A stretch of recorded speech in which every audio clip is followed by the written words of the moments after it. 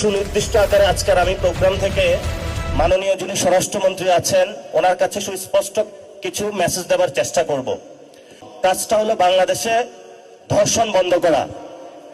আমাদের নারীরা আমাদেরকে মেসেজ দিচ্ছে যে এক নারী বলল তার দুজন বাচ্চা আছেন, ছোট ছোট বাচ্চা আছেন, উনি আতঙ্কে আছেন যে কে ধর্ষণ করে তাদেরকে চলে যায়।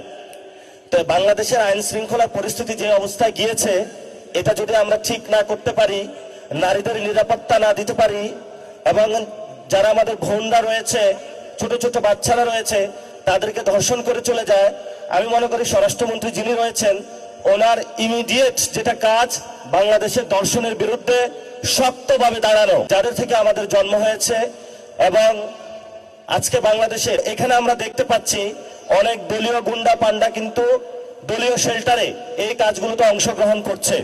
কিন্তু আমরা স্পষ্টভাবে বলতে চাই, যারা অপরাধী তাদের কোনো দল নাই, কিন্তু আবার এই দলীয় পরিচয় ব্যবহার করেও কোনো সুযোগ নেওয়ার চেষ্টা করবেন না। এই জন্য স্বরাষ্ট্রমন্ত্রীকে বলবো দ্রুত উদ্যোগ নিন।